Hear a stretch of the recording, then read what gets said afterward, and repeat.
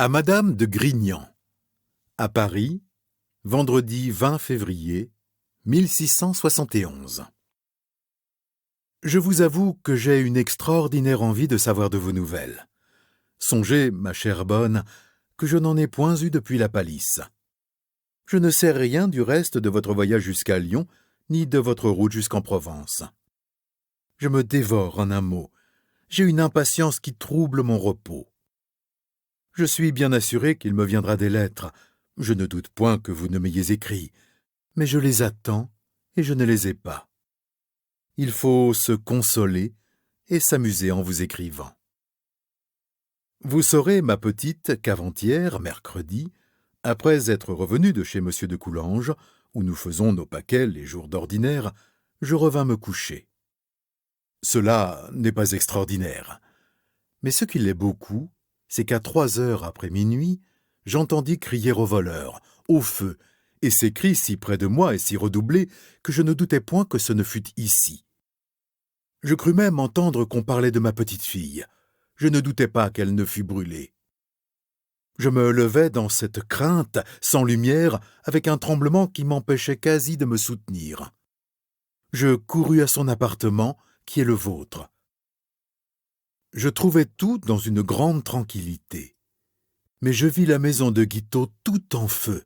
Les flammes passaient par-dessus la maison de Madame de Vauvineux.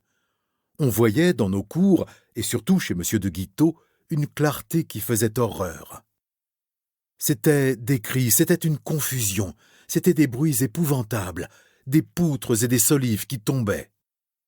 Je fis ouvrir ma porte, j'envoyai mes gens au secours. M. de Guitaut m'envoya une cassette de ce qu'il a de plus précieux. Je la mis dans mon cabinet, et puis je voulus aller dans la rue pour bâiller, comme les autres. J'y trouvai M. et Madame de Guitaut quasi nus, Madame de Vauvineux, l'ambassadeur de Venise, tous ses gens, la petite de Vauvineux comportait, tout endormie chez l'ambassadeur, plusieurs meubles et vaisselles d'argent qu'on sauvait chez lui. Madame de Vauvineux faisait démeubler. Pour moi, j'étais comme dans une île, mais j'avais grand pitié de mes pauvres voisins.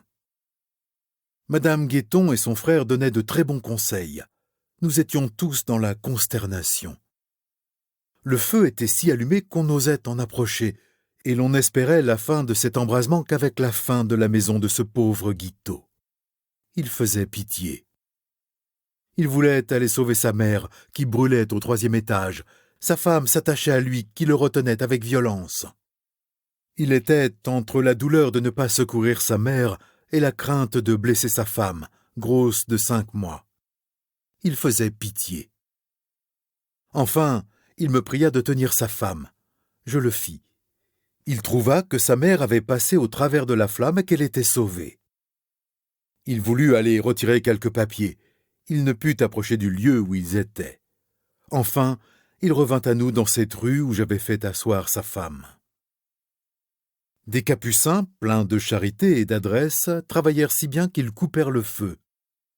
On jeta de l'eau sur les restes de l'embrasement, et enfin, c'est-à-dire après que le 1er et 2e étage de l'antichambre et de la petite chambre et du cabinet, qui sont à main droite du salon, eurent été entièrement consommés. On appela bonheur ce qui restait de la maison, quoiqu'il y ait pour le pauvre Guitaut pour plus de 10 000 écus de perte, car on compte de faire rebâtir cet appartement qui était peint et doré. Il y avait aussi plusieurs beaux tableaux à M. Leblanc, à qui est la maison. Il y avait aussi plusieurs tables et miroirs, miniatures, meubles, tapisseries. Ils ont grand regret à des lettres. Je me suis imaginé que c'étaient des lettres de Monsieur le Prince. Cependant, vers les 5 heures du matin, il fallut songer à Madame de Guitaut. Je lui offris mon lit, mais Madame Guetton l'a mis dans le sien, parce qu'elle a plusieurs chambres meublées.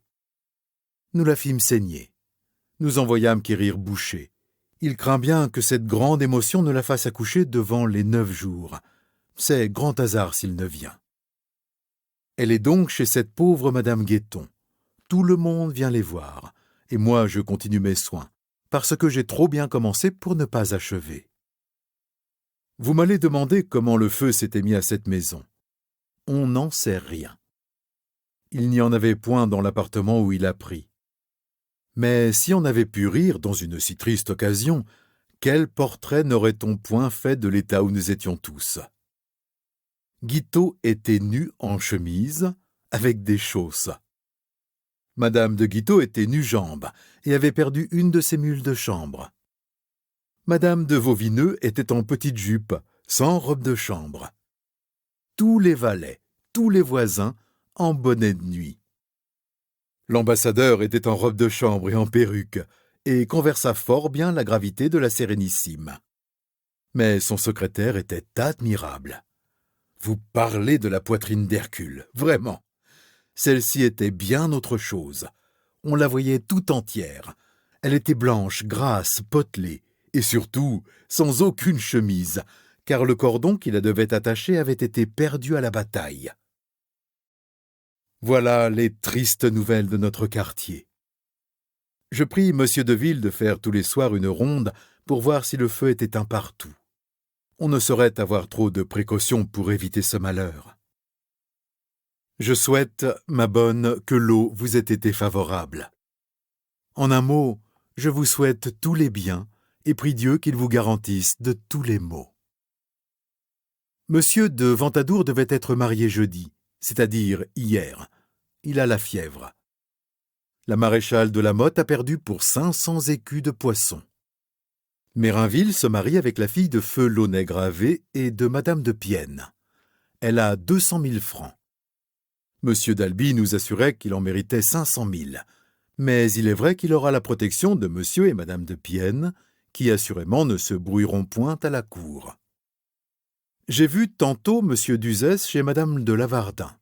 Nous avons parlé sans cesse de vous. Il m'a dit que votre affaire aux États serait sans difficulté.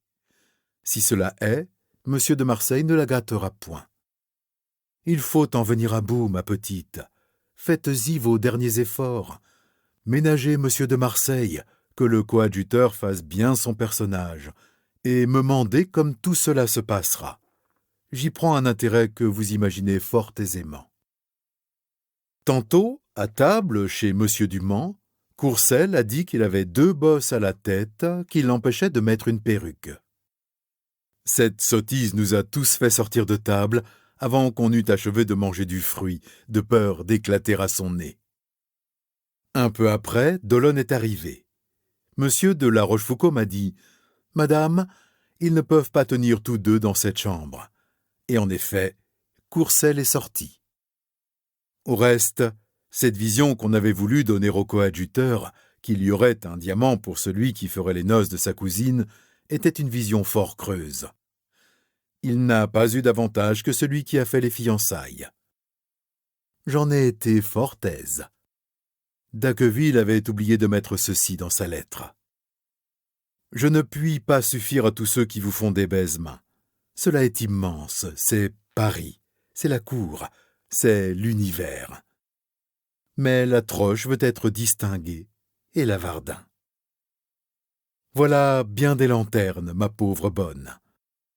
Mais toujours vous dire que je vous aime, que je ne songe qu'à vous, que je ne suis occupé que de ce qui vous touche, que vous êtes le charme de ma vie, que jamais personne n'a été aimé si chèrement que vous, cette répétition vous ennuierait. J'embrasse mon cher Grignan et mon coadjuteur. Je n'ai pas encore reçu mes lettres. Monsieur de Coulanges a les siennes et je sais, ma bonne, que vous êtes arrivée à Lyon en bonne santé et plus belle qu'un ange, à ce que dit monsieur Duguay.